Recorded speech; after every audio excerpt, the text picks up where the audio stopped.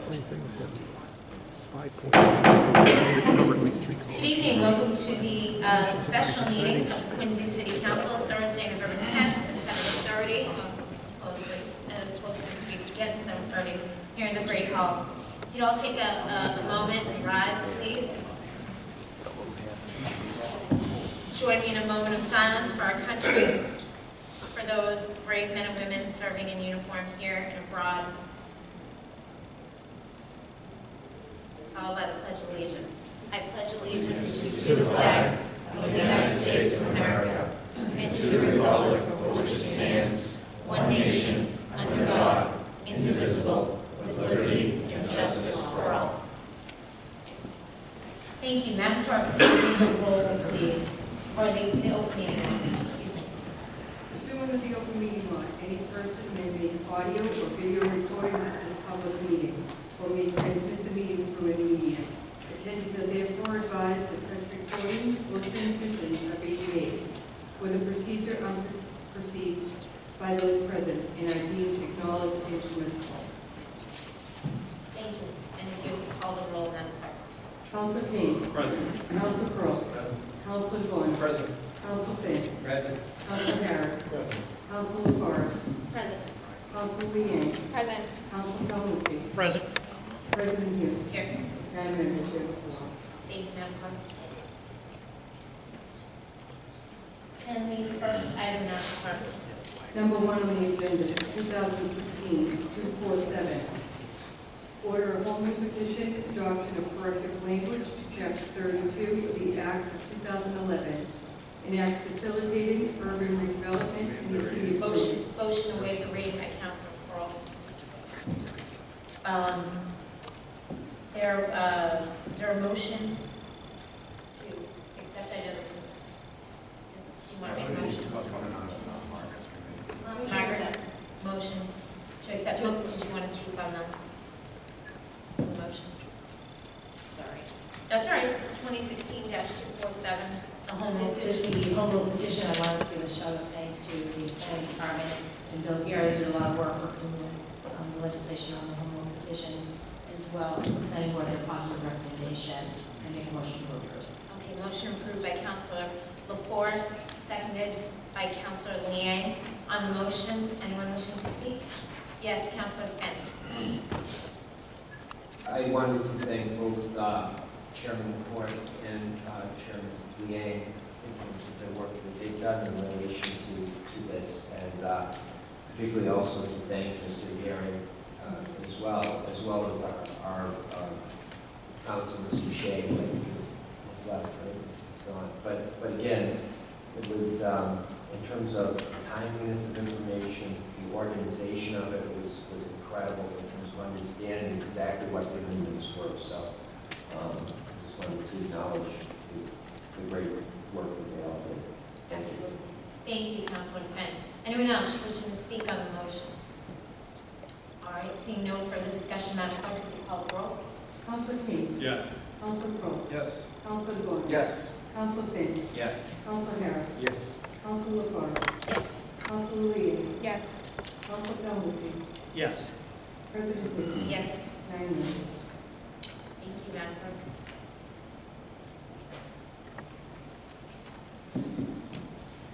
And the next item, Madam Clerk. Number 2 on the agenda, 2016-249, ordinance amending Title 17 to add a new section, 8.5, entitled Transit-Oriented Motion to waive the District. reading. Okay, motion to waive the reading by Councilor Forrest, Councilor LaForest. Thank you, Madam President. Earlier this evening, we had this listened to a presentation from Mr. Rossi, who's in the planning department, and Mr. Fassler from the BSC group. We had discussion.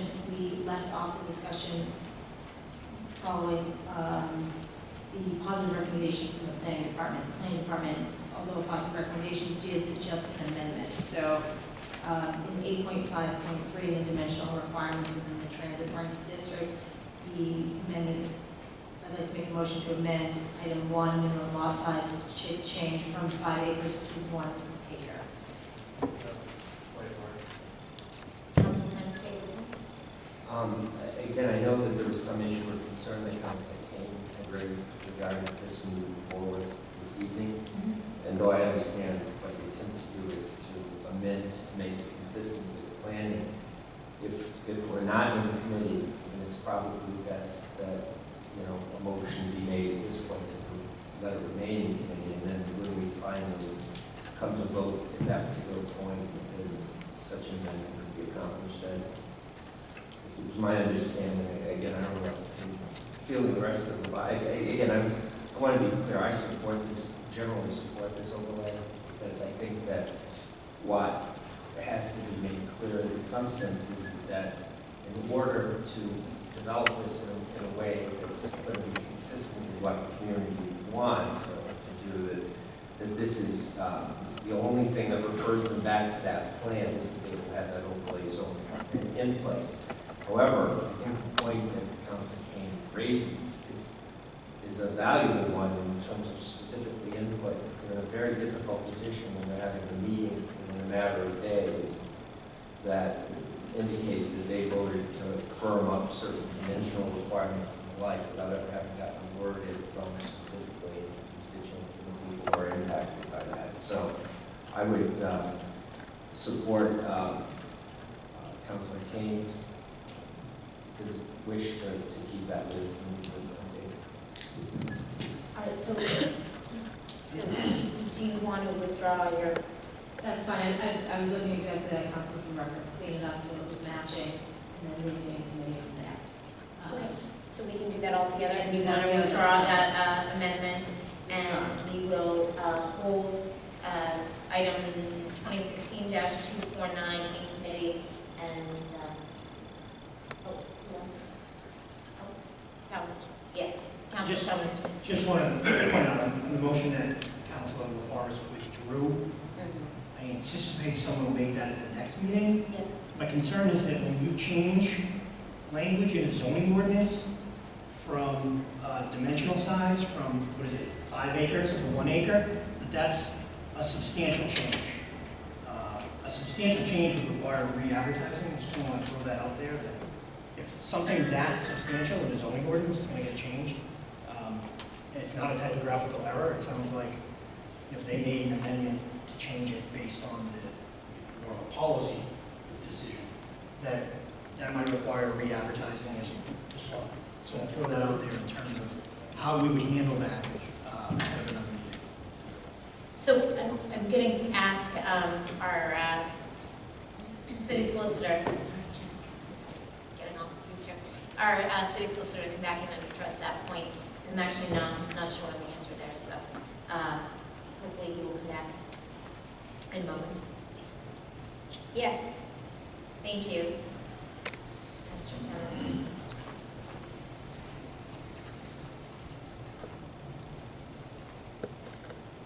Hello, how are you, Mr. Chairman? Hi, sorry. Good. So, Councilor Palucci had a concern with this amendment to mirror what happened at the planning board.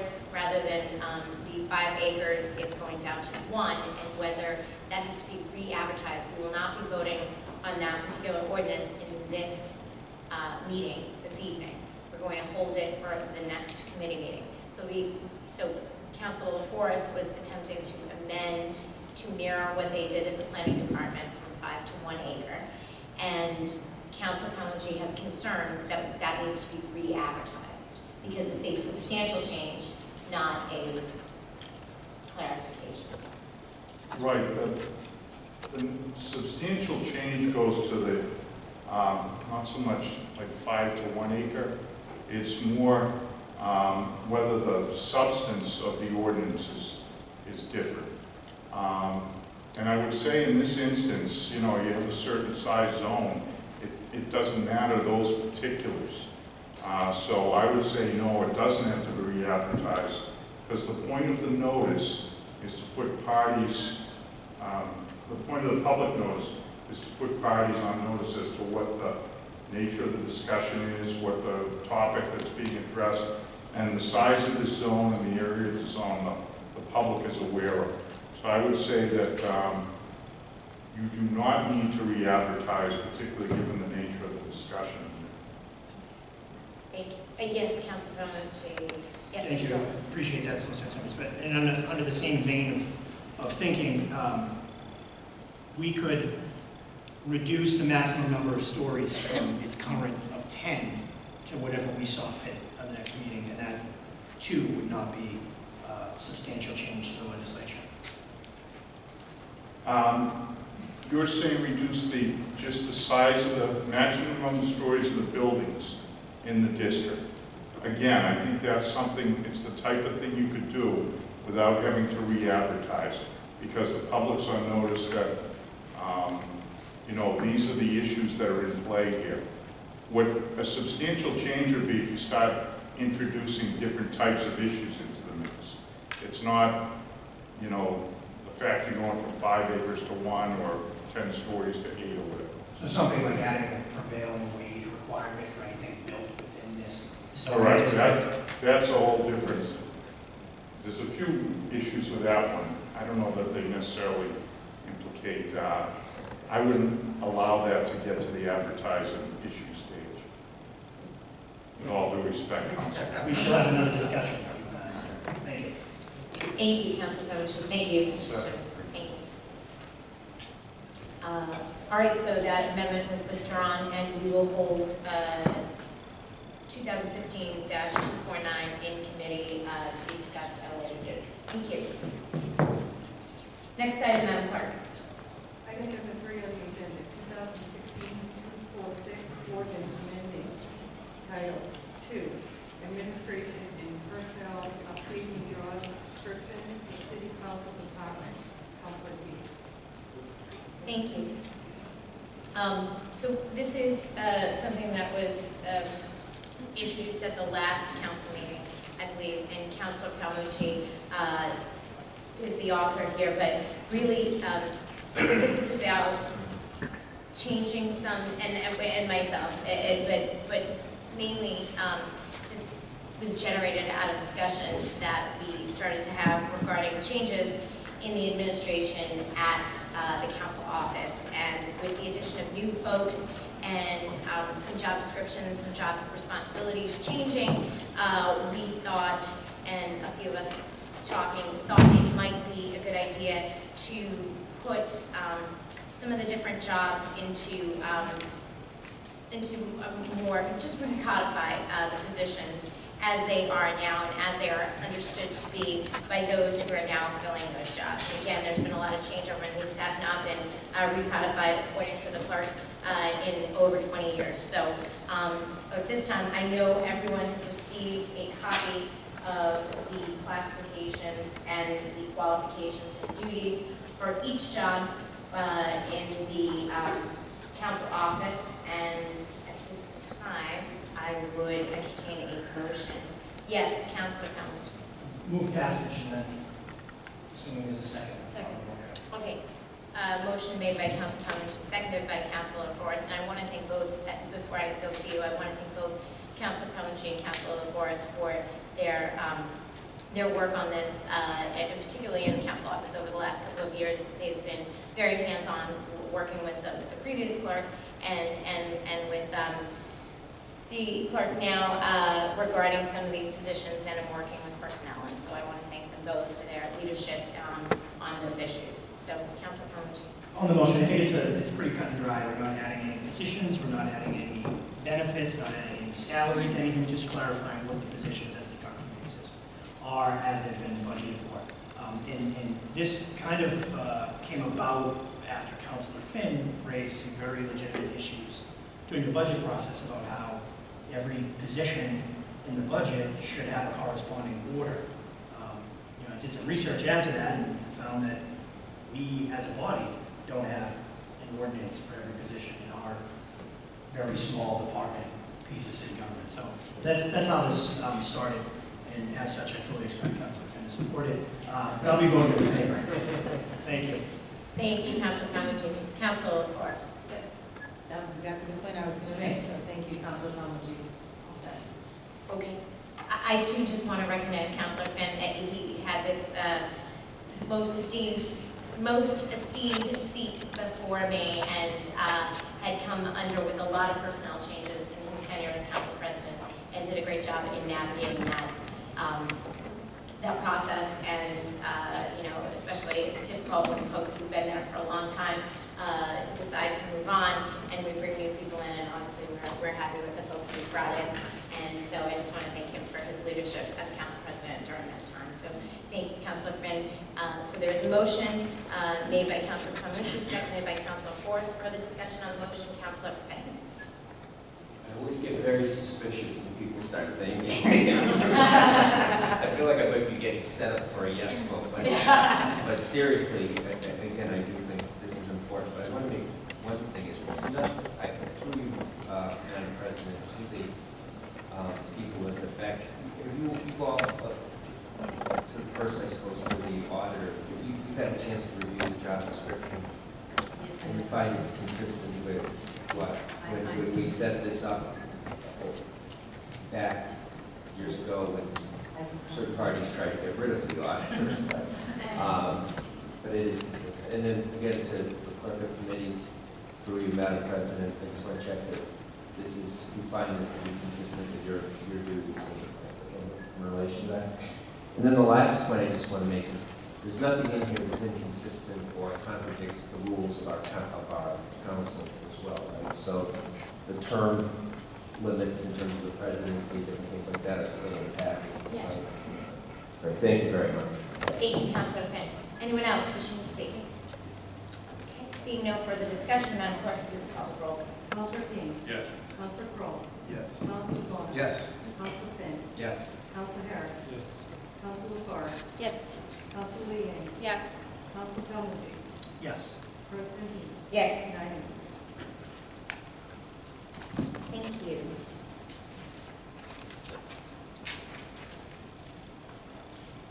Next item, Madam Clerk.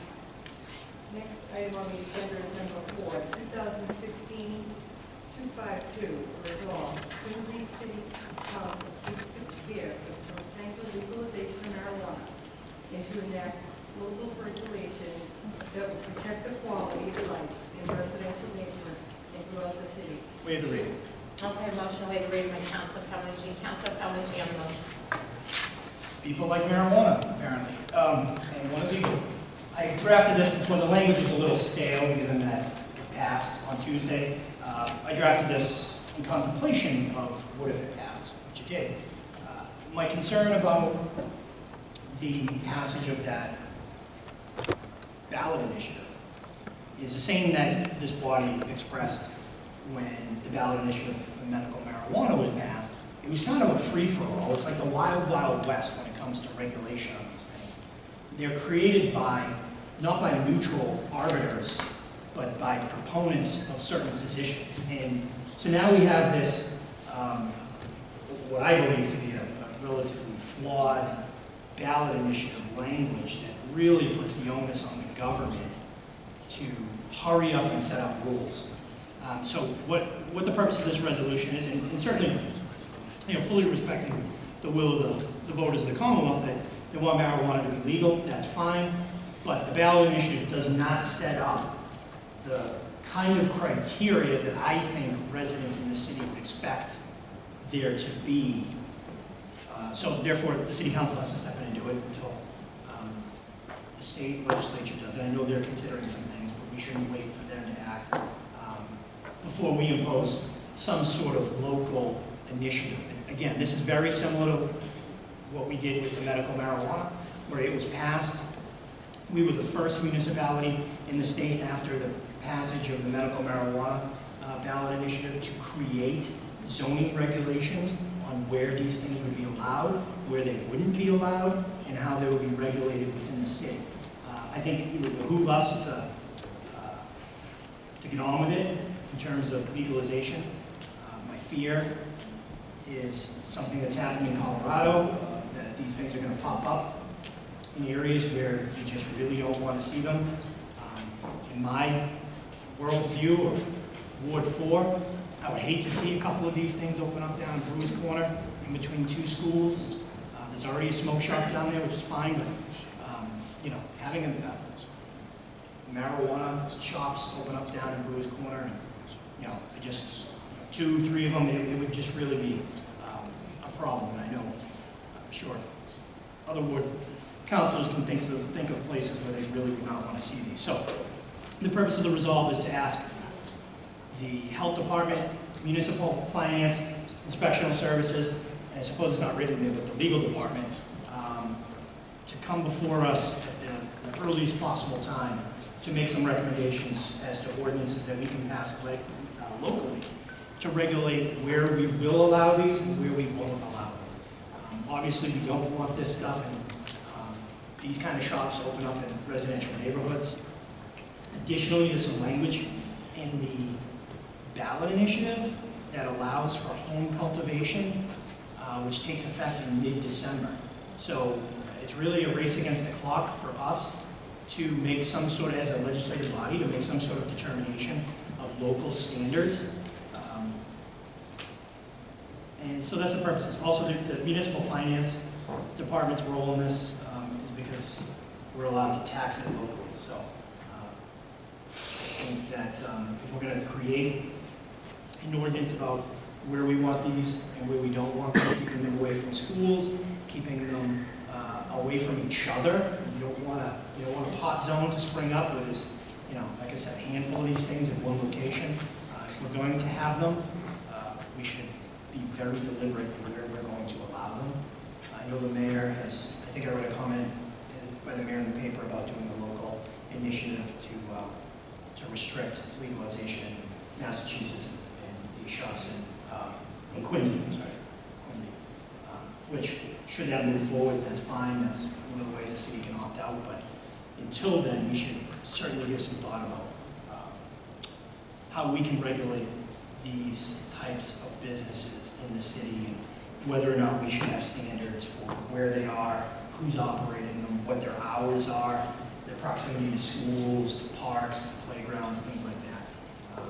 So, as soon as we can get some folks from the administration to come before us, and I think I heard that tonight someone told me that there are some folks that the mayor has designated to start working on this already. So it's good to hear that the mayor is on top of this. I know it's an issue that he cares about as well. So.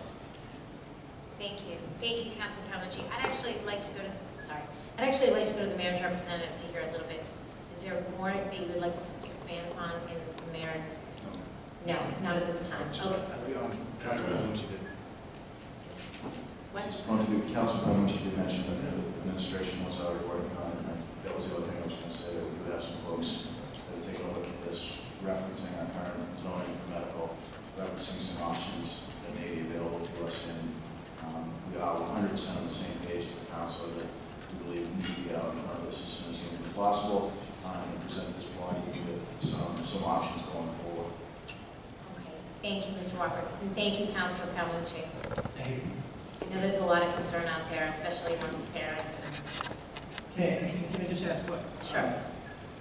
Could we get this going on Monday, perhaps? This will be in committee, so we can take it out. I don't know if folks will be prepared to at least start the discussion on Monday. I mean, I'll leave it up to the administration, but, if we don't do it Monday, then it's... You haven't referred it to committee yet. Did you refer it to it? Did you ask me to refer it to ordinance? You don't have to advertise it, because it won't come in as an ordinance. I'm just saying. So we put this in committee. Yeah. At the next meeting, we can take anything that's currently pending in committee out of committee to discuss it. We're not going to vote on anything, we're just getting a report from... If they have people to report, Yeah. yes. Madam President, through you, if Sorry. Yeah. This is a resolution, why can't we just simply vote to pass it? Well, we could. I just don't know. This is not an ordinance already, it's a resolution suggesting that we move forward, so I don't see any problem with moving forward this evening. We just voted for it. I think it's incredibly important, and particularly given the fact that I'm pretty certain that the legislature is also considering, regulating, going in and adding, let's just say adding some things to the petition in terms of what passed there. But it seems to me it'd be good to get a copy to our delegation in terms of, one of the interesting things that's in here is the possibility of generating municipal revenue is kind of an interesting concept. But again, this is simply a resolution. I don't see why we just can't vote it tonight. I mean, we can, I just didn't know if there was something further that Councilor Palmucci was looking for as part of the discussion from the administration or to hear from the body. I just don't know. I mean, is that So something that you're? that's fine, we can vote on it. I recently was contemplating parliamentary procedure in my leisure time. And I was thinking, the practice that this body has, through you, Madam President, and Councilor Finn, Yes. when we vote, so take this for instance, right, it's a resolution, so it's an expression of will of the body. And the will of the body is to get a report of something. When we vote on the resolution, it essentially leaves the council calendar. And it's been the practice of this Yeah, body. no, that's, again, I've had that discussion, excuse me, through you, Madam President, is nothing should leave the calendar that's not filed or placed there by this particular body. A resolution like this should remain within the calendar. All we're doing is voting to make it a part of the calendar, so it's before this body. So that if you want to come back at some later point and raise that, I think there is a practice that they've started to generate, which is if it's a specific order or ordinance that's been passed, then they have been removing that specifically from the calendar. But it's my belief that it's something that we cannot, technically, we really are not able, in my mind, from a procedural perspective, able to really consider anything that isn't before us, before this body. And what's before this body should be contained in this. So as far as I'm concerned, if we pass this as a resolution tonight, it's all it's saying, essentially asking the mayor to do what apparently the mayor's already starting to do, and that we get input and consideration in crafting an appropriate ordinance to address this. And so what we want to do is make certain that stays before us until that happens, and they are back and we have an ordinance, or we submit an ordinance, whatever. But I'll accept your vision and view on that as our dean and elder statesman on the council. yeah, well, That's fine. that's no guarantee that it's right. But I'm just telling you what, in the 15 years that I've been here, You seem pretty sure of it, so whether you're right or not, I'm confident you're in fact, there would be many things that people would leave for a long time in there simply to be able to come back at a later point and raise it so that it was legitimately before us. Sounds good to me, so we can vote on that. I'm fine with that. Okay. All right, so is there a motion? Yes, Councilor Devon. Thank you, Madam President. Just a couple of comments just on this, in general, since we have the whole body here. 80 plus years ago, prohibition with alcohol, and now here we are with the legalization of this marijuana situation, and it puts me in a position to say the stuff is a lot stronger than it was 20 years ago, and my concern is what else is it going to be laced with? These are my concerns that I'd like to raise right now, and we can further discuss this in this body, that getting into the hands of the children of the city, children in general, high school students, having it in their bathrooms. We've actually opened up, or the voters in general, they went to the polls and opened up a nice can of worms here. So we go to Plan B. What are we going to do to make it safe out there on this type of substance getting inside of gummy bears and brownies and all these other food sources that children might not know that it's in there. And we're already hearing about it in the news all the time. It's a huge concern of mine for our children in our schools that the legalization of 21 and above gets into the hands of these other kids in these playgrounds, parks. We have a wide range across the city that that this could get into the hands of them, and we as a body need to look at and whether it be ordinance or regulations, or I don't know what we can do about this. But it says we're December 15th here, so we're a month away from this all coming down onto being legal. So if we could further discuss this, how we are going to go for the next step, and how are we going to not get this into the hands of our children, basically, because it's a concern of mine. I don't know the exact vote. I think it's around 51% to 49, which is pretty close to being 50-50. I mean, it could have swung the other way. I thought this was something that we were probably about 10 years away from legalizing. I guess the high voter turnout with the presidential election pushed us over the edge. So I just wanted to say that here tonight. It is a concern of mine. It's not a concern to the people that are 21 and over. It's a concern that it's going to get into the hands of the wrong age group, and it's going to be more deemed as it's not that bad. And what we've done 80 years ago, plus years ago, with the prohibition and the alcohol, and how many alcoholics are out there, now we're going into another stage of marijuana. So there's an open door now of how do we combat this on the basically out there in the open market, out there in the world, out there in the city of Quincy. So it's my point of view of it. I just wanted to get it out to this body. We can resume this discussion. We can resume your thoughts and concerns as a body and what we can do to make sure it's in the right hands. That's it. Thank you so much. Thank you, Councilor Devine. Okay, so then is there a motion to pass by Councilor Pelletier? Councilor Pelletier, is there a motion to pass this resolution? Yes. Says yes. Seconded by Councilor Liang on the motion. Madam Clerk. Councilor King. Yes. Councilor Crowe. Yes. Councilor Vaughn. Yes. Councilor Finn. Yes. Councilor Harris. Yes. Councilor Lombardo. Yes. Councilor Liang. Yes. Councilor Calhoun. Yes. President Hughes. Yes. 9 members.